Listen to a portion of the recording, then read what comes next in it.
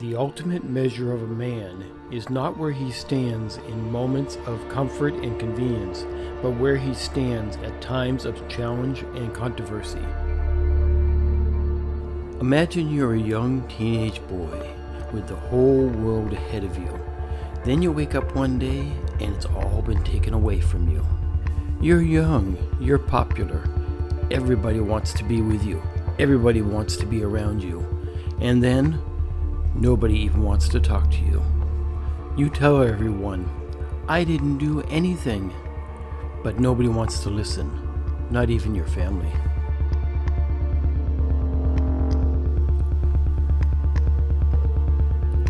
So this is where our story begins, a shattered man who just wants to get his honor back.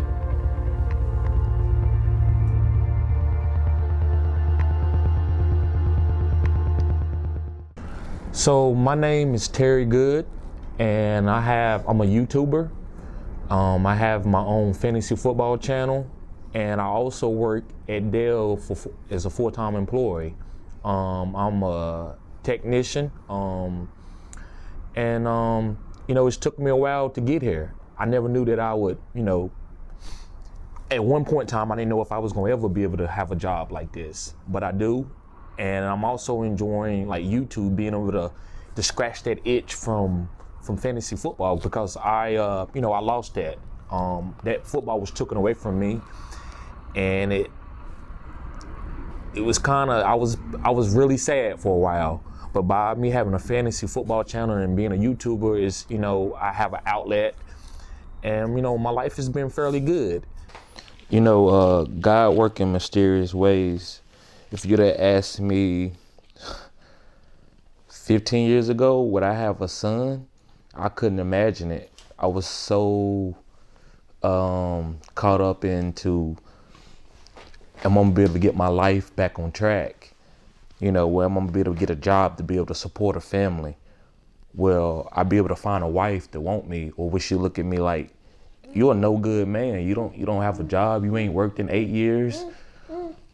So life comes full circle. I'm blessed to be where I'm at right now, to have a son and have some goals, and I'm just blessed, So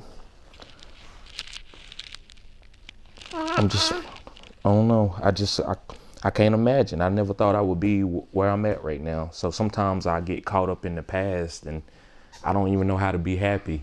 I have to realize, like, Terry, you have a son, everything is going fine. You still have all your goals in front of you. Relax a little bit.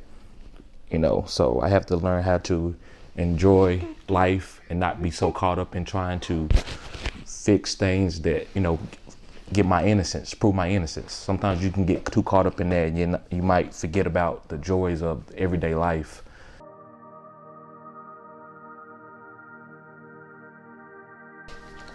I can remember it like it was yesterday. It was A&T's homecoming, and I used to always go up to my cousin's house. We used to play the PlayStation. My cousin, he was several of them, but the guy that the situation happened with, he was like maybe 8 years older than me, and I would go and hang up there at the house all the time, and it was a lot of cookouts every weekend, and my dad, my family, we was always there. So I like to try to tell people about that, like it's not like a drug house, even though drug activity was going on, and that was very common in my family. And I'm not trying to talk about people what they did, but it was just, I know people like, well, why would you be around a person like that? Well, it was just because it was kind of common in my family. So I didn't even look at that. I didn't ever really see the drugs going from hand to hand. So, that Saturday, I was up there playing the game as usual. We talk like, hey, Terry, man, you great. You a football star, man. They would praise me. Man, you gonna make it. And I would hear other cousins that come by like, man, why are you here? I'm like, what? I'm just here playing the game. And people would say things to me like, why are you here? But to me, as a 16-year-old guy, it didn't ever compute with me like, you in a bad place, you gonna ruin your career.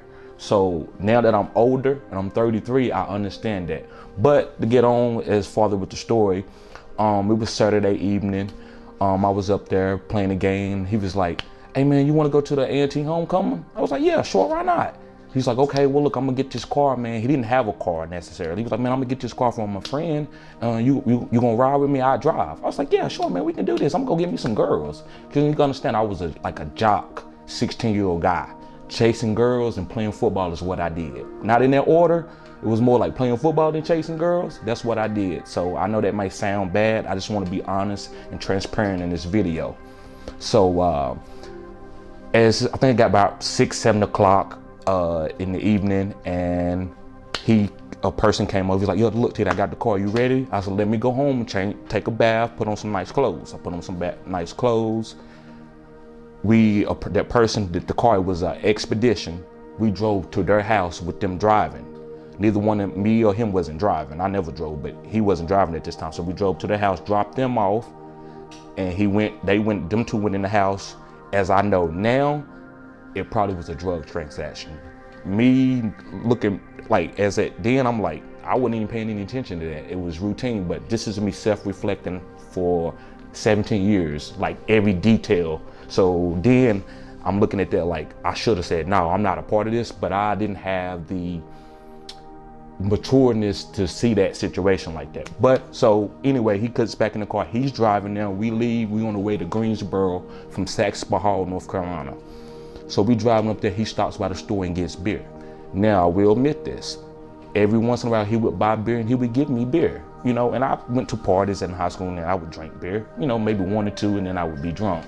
So he was like, yeah, man, you can drink your beer, man. So we driving. We on the way up there. We talking about the girls that we gonna see. He gonna try to see. He had a broke leg, but he could, he had crutches, but he still was moving around. So I remember on the way up there, I get sick. We driving in the car, and I'm drinking beer as a 16-year-old. What you think gonna happen? So I get sick. I don't even never move out the car. We just basically drive up and down the strip of seeing everybody walking outside. We don't never even get out to talk to nobody. I'm sick, I'm throwing up. He's like, man, we gotta go back to the house. I mean, we drove around for, I'm gonna say hours, cause between that time, my memory is vague. But long story short, we start coming back. It's like 1 or 2 o'clock in the morning. And so he was like, man, you have to clean this store up, man. I ain't cleaning it up. I was like, man, I do whatever I gotta do, man. I'm sorry. I'm feeling, I done done something wrong. So, we pulled our neighborhood store. We almost at home, like 2 minutes from my house. We pulls into a washing where you wash your car at. And I get out, I'm staggering around, and I'm cleaning the car on the outside where I tried to throw up outside. And we pull us off. And all of a sudden, he was like, the police behind us. I'm like, oh, I look behind like this. I was like, oh, okay, just chill, man, just be calm, whatever. Ain't nothing, I ain't even say that out loud. I'm just thinking to myself, oh, okay.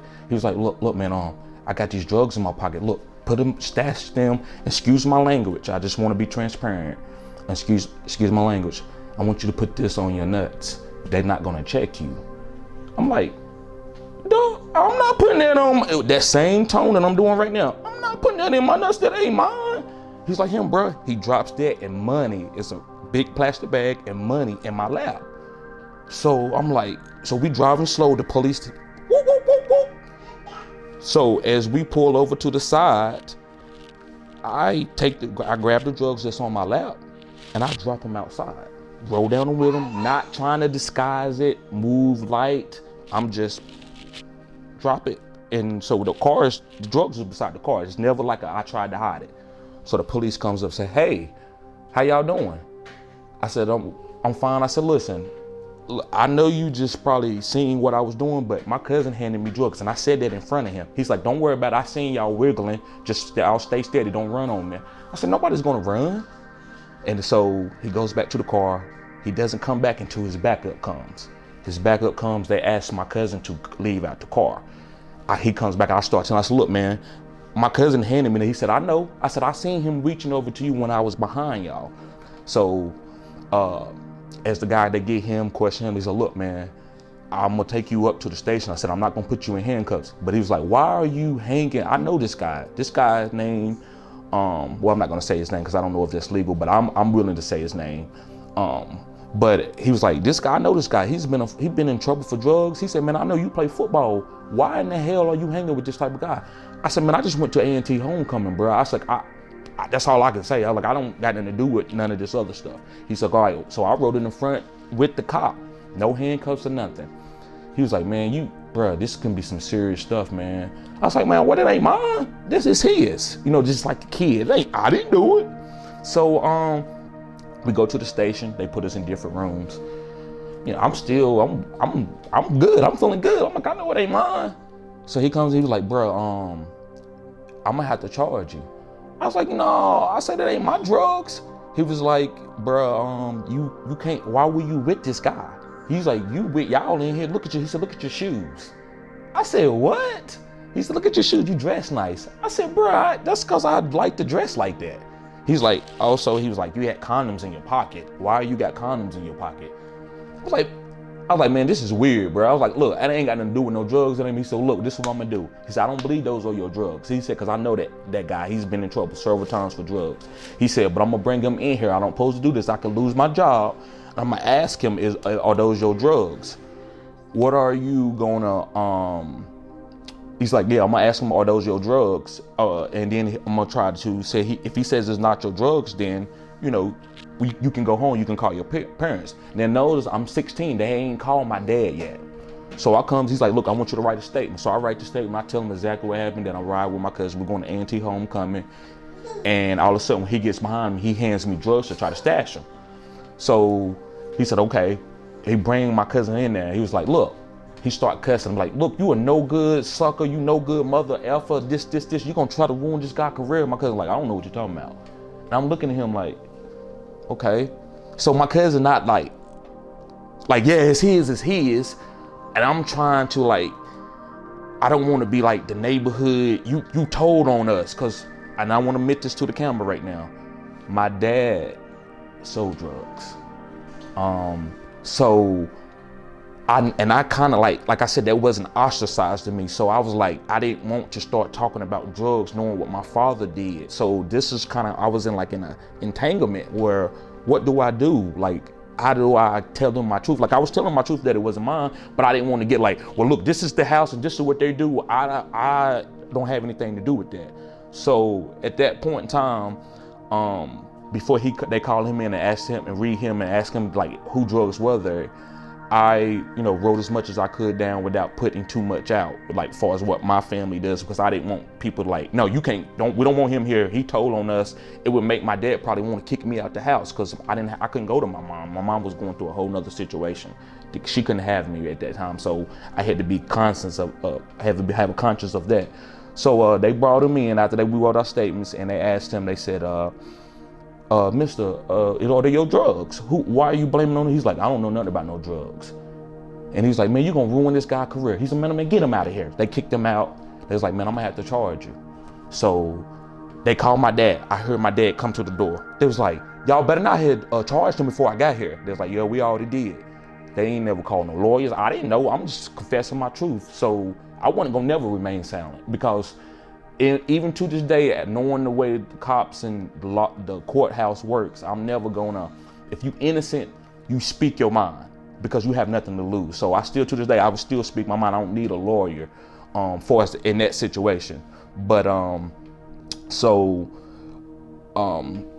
they charged me. They start right now. They give me a $20,000 bond. He had a $100,000 bond.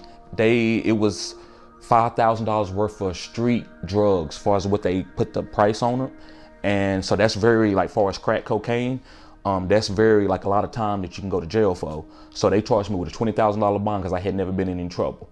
So I still, at this time, I'm like, okay, once they know the truth, everything gets out the family, I'm still okay. I go to school that Monday. The principal and stuff, they're like, yeah, Terry, come in. And they was like, oh, man, what's going on? I was like, and I tell them, they was like, yeah, we never known you do anything. I have never been in trouble for school for smoking cigarettes, anything. I didn't do anything. I didn't skip school. I didn't do none of that stuff. And they was like, well, look, we might have to suspend you until this is handled. I'm like, what? I was like, they was like, well, it's up to us. They read me the law. The law in North Carolina at that time in 2003 said that if you charged with a felony and you play a high school athletics, that it's up to the principals and the coaches if they want to kick you off the team. But it's up to their discretion if you've been in trouble before. So they had to be circumstantial evidence. I had never been in any trouble, but they still chose to do that because of the vitriol of people like, oh, everybody at school talking about it. So I got kicked off the team, and years go by. I'm calling lawyers. I'm calling my dad hired a lawyer, but the lawyer, as far as a speedy trial to try to get me back on the football field, wasn't happening. They kind of was like glossing over like I was a guilty man, and I always call it a guilty man because it was like, oh, you ain't gonna go to jail. We gonna make sure. I'm like, bro, I'm gonna go to jail. I need to get back on the football field. So they kept dangling plea bargains in front of my face. At that time, I didn't know what a plea bargain was. So I'm like, well, look, anything I can go back to play football, and I'm not known as a grown man. I don't need none of that on my record. So long story short, I took a plea bargain deal like going into the next year. I hadn't played football. They wouldn't let me lift with the team. I'm getting smaller. I'm play running back. I have to lift. If I don't, they won't even let me work out with the team because they was like, you got kicked off. So it was very purposely like they violated my civil rights as a 16-year-old. They wouldn't let me play and kicked me off the team, and I'm innocent to prove it guilty. So they made me make a decision when I couldn't play on the team, so that kind of made me be biased to take a plea bargain instead of I'm playing and then you're gonna prove you're innocent. If you found guilty in court, then we'll kick you off. But they didn't do it that way. So they made me have to take a plea bargain for a misdemeanor and then I could play. I felt that it was weird and that was a setup. So my senior year, I did get to play. Man, it was so terrible. The team tried to vote me off. They didn't want me to play. They tried to vote me off the team several times. I was depressed. I was missing practice. I stopped eating. It was just terrible. So I wasn't worried about football anymore. I made decent grades. I just want to go on in my life and make money. And this is when it finally hit me, because I was still okay kind of then, because I really didn't want to play NFL football. I just want to use that for like college to get a good job, to coaching or whatever it may be. But as I came out, I tried to go get a job, just like everybody that was 18, 19 years old. And they was like, no, we can't hire you. And for months and months, and I was stuck with my parents and started like trashing me. They started wanting to kick me out the house. My dad did kick me out the house. I was in the streets. I'm like, and then everybody like, yeah, man, your life is ruined. Like everything happened so fast. I'm like, oh my God. So now I'm getting this. I understood. Like I was like, yeah, y'all tricked me to taking that plea bargain. I was innocent. Why did they even indict me? Indict me in the grand jury because there wasn't enough evidence. My cousin threw drugs on a couple people. Like he threw drugs on another cousin of mine. He'd been to jail 2 or 3 times. After this situation, and everybody in the neighborhood was supporting him. Everybody in the neighborhood saying, Tita, you need to get over this.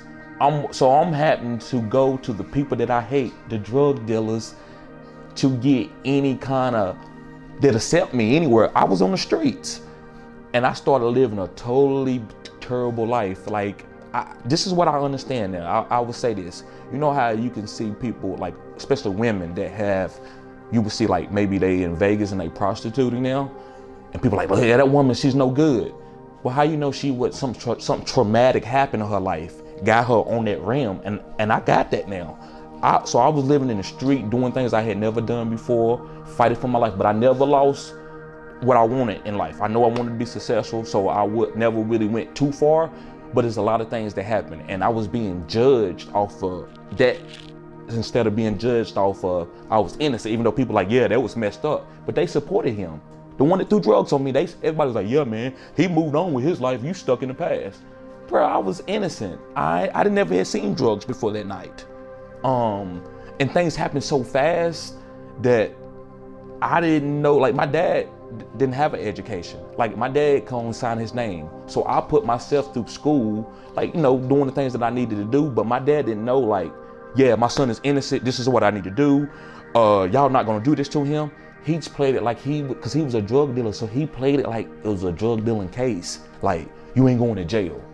And so I got mad at my parents later. I mean, I understand that they only can do what the knowledge and the education that they got, but they didn't understand that they contribute to what was going on. That the whole neighborhood could have went up to the police station and said, guys, this is a neighborhood drug dealer and this is his family, but don't let that guy pull him down.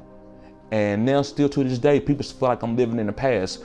But as you can see with this documentary, this has been like a breadcrumb Hansel and Gretel thing for 15 years. No matter what I was going through, no matter how hurt I was, I knew that I had to get my story out because I needed to be able to provide for my family the way that I know I could with my mental capability. Not working in mills for $12 an hour. No, I'm a guy that I need to be paid $50, $60 an hour. I was very smart. I took the SAT. That's how I went to college. So I went to college with all this on my record. That's the only thing I could do, because when they would look at my record, they would see that I was just charged with a felony. I plea bargained for a misdemeanor because it was a misdemeanor with paraphernalia. So why did they kick me off a team for paraphernalia? It's guys that got caught with weed that would be back on the team. I had never got in no trouble, but they kicked me off the team, messed up all my scholarships, and my life is subpar. But other people I see every day on TV from ESPN. Oh, I ran for the police and I had weed, but they forgave me. I'm back on the team. I'm like, what? Where's my opportunity? Where's my chance at? And everybody like, yeah, man, you need to let that go. Like, people want to say, yeah, woo, he didn't make it. I'm so happy that he didn't make it. That's how I feel, because everybody's talking about what's happened on TV, and that same case is in front of you. I've looked up a lot of stuff about guys that was accused of rape, guys that was accused of all kinds of things, and they got their second chance. So I just feel some type of way that I didn't get my chance to prove my innocence, and that's what I'm doing still to this day. And I don't think people really realize my story to the fullest. So basically that's kind of what happened in a nutshell. So Terry, let me ask you. Okay. Why did you wait so long to tell your story now? Why are you doing this late? Because when I'm broke and I don't have no money and I don't have no jobs, and I get on Facebook or ask a guy to do a documentary or just talk about this, nobody's gonna pay attention because of the way the world is right now. It's all about how you doing. So I knew in my mind I had to set them up. I'm doing really good now. I have a good job. I'm making good money, and my parents is more up to date, and I know I grabbed the audience. I could tell how they liked my post and my stories, and now they was ready for me to give them something and digest it. But if I'm going on there and my face is hairy and I'm not groomed and I'm talking about, look guys, this happened, everybody like, they're not gonna pay any attention. And I said what I said. I had to go and look appeasing and look nice and feed to the crowd to grab their attention. I know people might think that's crazy, but I couldn't do this until now because I finally got the job that a decent job from me graduating from school. So now I just feel like it was the right timing with me having my son. I got my wife. All of us together just makes it look, oh, okay, this guy's doing good. Oh, this happened to you? But if I didn't have the money, didn't have the clothes, didn't have looking like I'm groomed well, people was like, yeah, well, this is what you get. You was guilty. Because look, you look like a drug dealer. You look like a druggie. So that was my plan. And it seems like it's working because I put out an intro about it and people started like, oh my God, I forgot about this. No, you haven't. It's just now that you see that I'm doing good, I'm still on that. Maybe I am telling the truth. So that's why I waited so long. Okay. Another question a lot of the people out there are going to wonder is, why were you with a man that sells drugs? Because he's my family. He's my second cousin. I hung around him ever since I've been a baby. And I've seen people that I knew about it, but I didn't know about it. It's kind of wasn't a bad thing to be around a person like that, because he wasn't a terrible person. He wasn't some guy walking around with a gun. Hey, I'll kill you. I got drugs. That's not how it happens. It's most like a guy that people looks up to. And that's another thing in the melanated community, in the African American community, we have to get better about. We need to stop raising drug dealers as some kind of great man, like a president. So in the neighborhood of a melanated community or African American community, the drug dealer he's like a governor. People go to him to get their lights turned on when their lights get turned off. People from church, I've seen church going people come up in around drug dealers and ask them for money and act like they so great, and then come around people who are struggling and they may need a blessing. They ostracize them. So I just want you to know. So that was my mentality, was like, he sell drugs, get away from him, don't never go around there. It was a neighborhood house. His mom was a great person. She cooked every Sunday. Everybody went up there to eat. So you got kids and babies and people playing games, having a good time, laughing, having a good time, and drugs is being sold in the corner. So that's how that happens. Now, Terry, another question I know a lot of the people out there are going to want to know too is, the police report shows that they pulled you over at 3 a.m. in the morning. Mm-hmm. So if you're at a dance or something, why were you out that late at night? Because A&T homecoming is limitless. The clubs don't shut down till 4 or 5 o'clock in the morning at A&T homecoming. It's in Green. It's a real big thing. So I was just out on a weekend. It wasn't a weekday. I would never be out on a weekday doing a school day. It was going into Sunday morning. So we were just coming home. One thing I did learn, my dad, with him being older, he didn't micromanage me.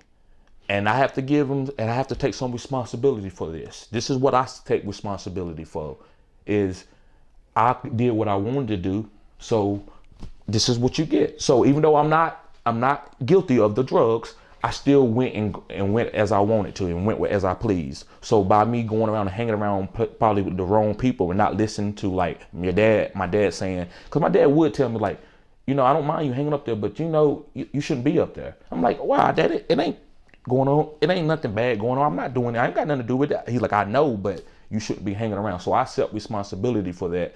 But it's just, I just never. It's not perceived like I was hanging around a druggie or a bad person. It was just I was young-minded, but now I wouldn't dare hang around somebody that was doing it. But then at that time, I just thought I'm hanging around my cousin. I'm about to have a great time. Everything's good, and they was praising me about me playing football.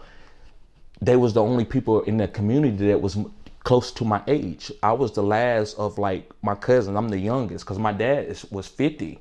So my dad was 45 when he had me. So him being like 50 going into 60, it just it wasn't a bad thing to be hanging around people like that. It was like a normalcy. So everybody hung around there. I'm the one that just got caught up hanging around that time of night, trying to go to a place that I probably shouldn't have been. I was too young to be going. That's why I accept the responsibility with that. So I just want to explain that. Okay. Now here's another one that you had mentioned before, with us talking and stuff, and I know people may want to know the answer to this one too. You had said you had never seen drugs before, so that night when you're in the car, why did you just grab them and throw them out the window then? You had never even seen it before. Yeah, I didn't grab them. He placed them on my lap. And you got to understand, like, so you want a African-American guy, you think he's going to run out the police. Oh my God, he got drugs. Police get him right now. That's not what you're going to do, because then somebody going to beat you up. Somebody like you, that's not what you do in the African-American community. You a snitch. And you got to understand, but just because you ain't got nothing to do with it, you still, church-going people won't even tell on drug dealers. So what do you think? I'm going to go around and act like it was so terrible or so bad? So this was my mindset. I was trying to help my cousin out in the best way I could without me taking any responsibility for it. Not help him out like I don't want him I don't want him to go to jail. Like I just wasn't gonna run out the car and be like, oh my God. Even though I did that kind of after I seen the police, like what was going on, it was just, that's the best thing that I thought to do. I kind of panicked. I'm like, what to do? What do I do? I wasn't gonna leave and let them see it. Like, hey, he put that there. I ain't touched it. Like, I wasn't gonna do that. So I just kind of grabbed it and set it outside. If you go into the documents and read the police report, they never said I tried to hide it. I dropped it outside because it was on me. So right now, if you was to take me to the store and the police get behind for they try to check your license, I drop a gun on your lap, what you gonna do? Yeah, that's true. I mean, what would a lot of people do in this world here? Now, another one is, why do you think the coach, if they knew you had never been in trouble or anything, why do you think they kicked you off the team? I'm glad you asked that because I'm an African American. Because I'm an African American. It makes sense that I am. I wear nice clothes. I'm dating girls. That's the perception of reality. I'm glad that's why I needed to do this documentary, because this is the undertone that we don't talk about in all the communities of the United States. So I'm African American. It's perception. So this is how I got to people. If I'd have been a ride with the guy. So I used to have a friend. His dad was an eye doctor, and they probably gonna watch this. They know who I'm talking about. And I told him, I said, man, he was a great guy. I said, man, what if I ride with you? Because y'all trust me. My friends I still hung around with people like that, like eye doctors, because they like, no, that's not Terry. And I told them, what if I would have something in my pocket, like some drugs, some weed or something, and I drop it in your car? First of all, y'all gonna be like, okay, we know what Terry is, but they're gonna be like, everybody was like, no, Terry, you did that. Because everybody like, that white guy, that's the eye doctor's son, and he's not gonna have drugs. But they didn't want to give me that. But why? And it ain't cause what my habits at school. If I had skipped school and got caught smoking at school and stuff, I could get it. But just because I felt like I was hip, I was cool, and girls like me, they put the teachers and stuff like that put you as in, oh, you got to be doing something. So just to let you know, there was a drug bust in my school area that the undercover cops did. At the same time that I got in trouble, they rounded up over 100 students in all our counties. There's 6 schools in our counties. They rounded up over 100 people. And then people can check this. One of the guys that they got, he was a famous basketball player. He got the scoring record in North Carolina. He got in trouble. I wasn't in that. Because if you were selling drugs, you was gonna be in that. I wasn't in that because I wasn't selling any drugs. So it was all just the mystique of you got to be doing that. There's no way that you was doing that. So it was a tank. So that's perception was kind of what got me in the situation. Because if I'd been a white guy, people would have fought for me. And I believe that. And I don't say that in no bad way. It's just they would have believed me more than they just would have believed me more if I would have been white instead of black. Black, you got to be doing something. It doesn't make sense that if you got caught out that time of night, why are you doing that? So this is my 2 cents on it and what I've done my research on from here to now. Wow. I never thought I'd be back on this field. I never play on this field again as a high schools or any level. But yeah, that was snatched from me. And I don't know what your passion is, but my passion, I love football. I love everything about football. And it's gone now. But that's okay. I got other things to scratch that itch with my YouTube channel. Yeah, so I started my own YouTube channel. I did about 3 months ago. I'm real savvy when it comes to like football and all sports, but especially football. So yeah, now I have I'm going on about 400 subscribers. I've been doing this for about 3 months, and I think it's sky's the limit with my YouTube channel. I want to branch it off to do all kinds of sports related things, not just fantasy football. But I've been doing very well. I have my own Instagram. I have my website. It's called goodsportstd.com. I'm also on a lot of different other social media platforms. So all you have to do is look me up at FantasyGoodeSports, and you can find me. Also, I have a Gmail at FantasyGoodeSports@gmail.com.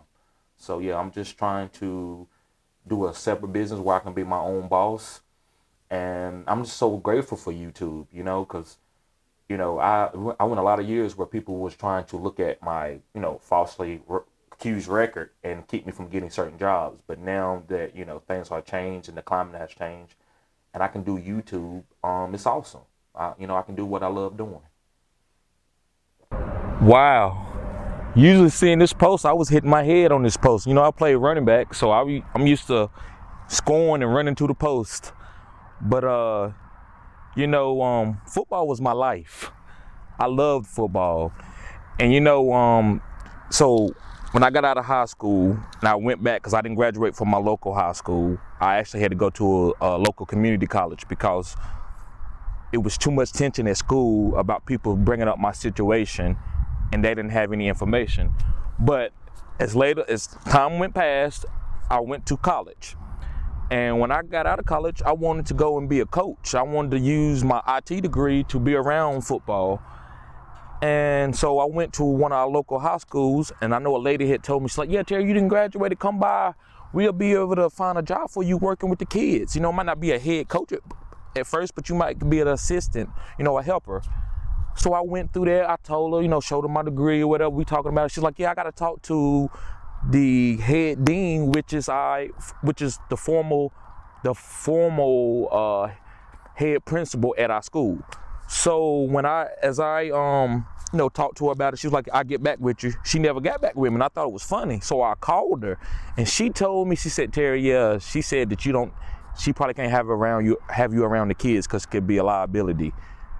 From what? Because I was falsely accused of drugs? This is not a rape charge. This is not a me beating somebody's charge. This is a charge that somebody falsely accused, and I said that in the paper, and it just was crazy. Football was taken away from me. I almost felt like, and guys, excuse me for saying what I'm saying, but I almost felt like I wanted to take my own life, kinda. Like, what am I living for? I didn't do the things that I did for not to be around kids. I moved strategic all my life. I took the SAT, I did what I was supposed to do. And now with this falsely accused thing, you keep me away, you tell me I can't be around kids? Oh no, this is why I'm so passionate about getting my documentary out, about me getting this in front of a judge, because I know I'm innocent, and this is preposterous. You're not gonna take what I love, the energy that I had to play this game, and basically just excommunicate me from that because of false accusations. I would die to get my right. Like, I don't want to live. If I can't go in front of a judge, whatever they say with the facts, the evidence, I'm fine with that. But I want you to review the case because I know what's going to happen. So if that don't happen, I don't really have nothing or I have something to live for, but I'm not going to tolerate that. So football is my life, and it was taken away from me, and I have to go and be able to seek it back in a way where I may not ever play again, but one day I will be able to be around this game and give the knowledge that I have. So that's how much this football game means to me. So how my family feel about this case and this situation, I guess, and I'm just being honest, it's not as important to them as it is to me. Sometimes I think I get on my girl's nerves by being so hard up for this, being so passionate about this, but she respects it about me. She knows I'm serious. I take everything that I do serious, so she supported me, but sometimes I feel like I'm doing this by myself, and I'm okay with that. I don't expect anybody to walk a day in my shoes. I just know what I need to do in order to be happy, and that's the most important thing to me. Okay. So now that I'm getting this documentary out, my main purpose for this documentary is for me to find a lawyer that will take this in front of a judge, and for them to do with the cases what they should have done in the beginning, because they didn't follow the laws, which this is why I'm bringing this up. And I'm excited about, me doing YouTube. My YouTube is growing. It's fantasy football. I'm getting booked with consultations, but another focal point is I just need a lawyer to bring this in front of a judge, and hopefully it'll validate my honesty and let the world know that I was innocent of this, and I can be able to go forward with my life and be the entrepreneur that I want to be, the business owner, and be great in life. And I believe this is very important to get out in order for me to be great. Some people might disagree, but like, well, leave this in the past. But I don't believe that me leaving this in the past. I would believe by whatever you want in life, go after. And if you innocent, you prove it. And it'll be inspiring to younger people, like younger kids that go through something, being in situations where they was innocent, but they was around people doing bad things and they thought they wasn't doing those bad things. But no, you are guilty by association. So I want people to know that do not get your life caught up and you have to go through things that you shouldn't go through by hanging with bad people, because sometimes bad things happen to good people. And my testimony is this is why I'm getting this testimony out. I don't want that to happen to anybody else. And I want to also inspire people to go, if you are being accused of something that you didn't do, never ever give up until the day you die. Because I believe everything is going to work out for this case.